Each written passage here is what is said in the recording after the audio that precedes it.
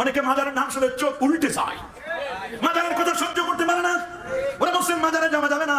ওরে বাবা, মাজারে যাওয়া যদি হারাম হয় তাহলে ইমাম বুখারী তিনি তো রাসূলুল্লাহর মাজারে রওজা মুবারাকায় গিয়েছিলেন। ইমাম বুখারী আমিরুল মুমিনিন ফিল হাদিস আবু আব্দুল্লাহ মুহাম্মদ ইবনে ইসমাঈল ইবনে ইব্রাহিম ইবনে মুগীরা আল বারদিসবা আল জুফি আল ইয়ামানি আল বুখারী রাহিমাহুল বারী, ইমাম বুখারী যিনি আল জামিউল মুসনাদ সহিহ আল মুখতাসার মিন উমুর রাসূলিল্লাহ সাল্লাল্লাহু আলাইহি ওয়াসাল্লাম ওয়া সুনানিহি ওয়া আইয়ামি সহিহ বুখারী শরীফ লিখতে গিয়ে তিনি বলেন আমি 16 বছর মাজারে কাটাইছি। আল্লাহু আকবার বলেন। ওরে 1 বছর নয় 2 বছর নয় 16টি বছর আমি মাজারে।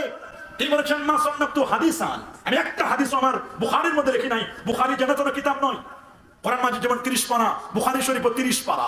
আসাহুল কুতুব বাদা কিতাবিল্লাহ তাহতা আদিমিস সামা সহিহুল বুখারী। খোলা আসমানের নিচে জমিনের পরে আল্লাহর কোরআনের পরে যদি কোনো বিশুদ্ধ গ্রন্থ থাকে সেই কিতাবটির নাম, গ্রন্থটির নাম সহিহুল বুখারী। আল্লাহু আকবার বলেন। যুগের পরিক্রমায় একদল মানুষ হাদিস বানিয়ে বানিয়ে বলবি, এমন একদল মানুষ আসবে হাত্তা লাম ইউবকি আলেমান, সমাজের মধ্যে কোনো আলেম থাকবে না। ওয়াত্তাখাদান নাসু রুসান জুহালা, মানুষ যখন জাহেলদেরকে আলেম বলবে, আলেম মানবে, জাহেলরা আলেম হবে। জাহেলরা কি হবে? লেখাপড়া করে না, ইসলামিক স্কলার হবে। ইসলাম সম্পর্কে প্রশ্ন করে টেনশনে পড়ে যায়, ওরা ইসলামী চিন্তাবিদ হবে, অথচ মুহাক্কিক মুদাক্কিক আলেম না। হাত্তা লাম ইউবকি আলেমান ওয়াত্তাখাদান নাসু রুসান জুহালা ফাসুইলু, তাদেরকে বিভিন্ন মাসআলা মাসাইল সম্পর্কে জিজ্ঞেস করা হবে। ফাফতাউ বিগাইরি ইলমিন ওয়াফতাউ বিগাইরি ইলমিন, ইলম ছাড়া তারা ফতোয়া দিবে আন্দাজ করে। বলেন ফতোয়া দিবে কি করে? জিজ্ঞেস করেছে এই তো কয়েকদিন আগে, হুজুর কদম বুঝি করা যাবে? কয় না, এটা হিন্দুয়ানি কৃষ্টি কালচার, এগুলো শিরক, এগুলো বেদাত, এগুলোর সাথে আপনারা সম্পর্ক রাখবেন না, নাউজুবিল্লাহ। অথচ ইমাম বুখারী 6 লাখ হাদিসের পণ্ডিত, নবীর রওজা মুবারকের সামনে হাদিস লিখলেন। তিনি যখন নিশাপুরে গেলেন, নিশাপুরে যাওয়ার পরে নিশাপুরে তার একজন ছাত্র ছিল, ছাত্রের নাম ইমাম মুসলিম। ইমাম মুসলিম 5.5 লক্ষ হাদিসের হাফেজ। যখন ইমাম মুসলিম শুনলেন আমার উস্তাদ ইমাম বুখারী ইমামুদ দুনিয়া, ইমাম মুসলিমের উস্তাদ ইমাম বুখারী ইমামুদ দুনিয়া, উনি নিশাপুরে এসেছেন, উনি বললেন উস্তাদের সাক্ষাৎ করতে হবে, উনি আমার শায়েখ, উনি আমার মুরব্বী, আমার উস্তাদ।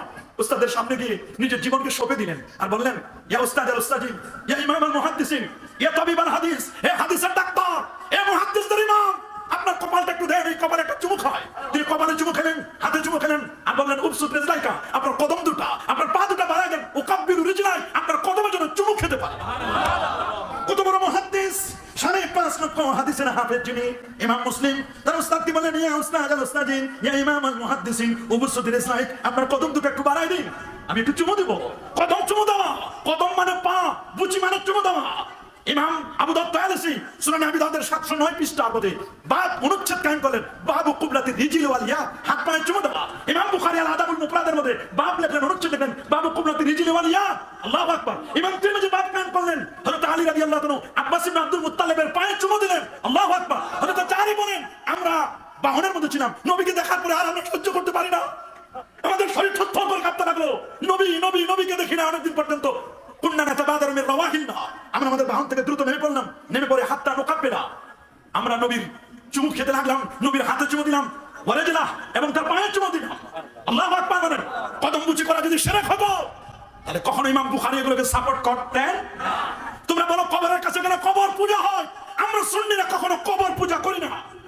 যারা কবর পূজার তোকমা লাগায়, কবর পূজার ট্যাগ লাগায়, মনে রাখবেন আল্লাহ তাআলা টুডে টুমরো দেখাই দিচ্ছেন, এরাই দিন শেষে এরাই পূজার মণ্ডপে গিয়ে জায়গায় পার হবে।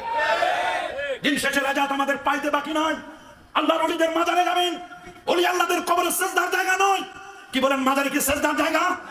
না, মাজারে সেজদার জায়গা নয়। আমরা মাজারে গিয়ে সেজদা করি না, আমরা কবর পূজা করি না। কবর জিয়ারত কি সুন্নাহ? বলেন না, কবর জিয়ারত এটা কি? আরো যারা বলেন কবর জিয়ারত কি? ইমাম বুখারী বলেন মা সান্নাতু হাদিসান ইল্লা তাসালতু, একটা হাদিস বুখারীর মধ্যে লেখায় লিখতে গিয়ে হাদিসটি দেখবার আগে আমি ওযু করেছি, গোসল করেছি, সুম্মা সাল্লাইতু রাকাতাইন, 2 রাকাত নামাজ পড়েছি, সুম্মা তায়াক্কানতু বিসিহাতিহি, নবীজির রওজা শরীফে গিয়ে চক্ষু বন্ধ করে কাশফুল কবরের মুরাকাবা করে আমি রাসূলকে জিজ্ঞেস করেছি ইয়া রাসূলুল্লাহ, এই হাদিসটি কি আপনার পক্ষ থেকে? নবীর থেকে ইঙ্গিত পেয়ে ইশারা পেয়ে তারপর বুখারী শরীফের মধ্যে আমি হাদিস লিখেছি। কবরের কাছে গেলে যদি কবর পূজা হয়, তোমরা কি ইমাম বুখারীকে কবর পূজারী বলবে? কি বলেন, ইমাম বুখারী কি কবর পূজা করেছিলেন? প্রশ্ন আসে না, কোশ্চেন কালেও এইরকম কথা বলা যাবে না। ইমাম বুখারী কবর পূজারী ছিলেন না। আমার রাসূল নবীজি নিজেই তার তার আম্মা জানের কবর জিয়ারত করেছেন। আল্লাহু আকবার বলেন। সহিহ মুসলিমের বর্ণনা, ইন্না রাসূলুল্লাহ সাল্লাল্লাহু আলাইহি ওয়াসাল্লাম যারা কবর উম্মি বাকা ওয়া বুকা মান হাওলা, নবী তার মার কবর জিয়ারত করে হাওয়া করে কেঁদে দিলেন। নবী কাঁদলেন, সাহাবায়ে কেরাম চোখের পানি কেউ রাখতে পারলেন না। নবী আইন করে দিলেন, শোনো শোনো, কুনতু নাহাইতুকুম আন জিয়ারাতিল কুবুর, সুনানুন নাসাই, সহিহ মুসলিমের বর্ণনা, সুনান ইবনে মাজাহ আছে, আবু দাউদের মধ্যে আছে, আমি তোমাদেরকে কালে কবর জিয়ারত করতে নিষেধ করতাম।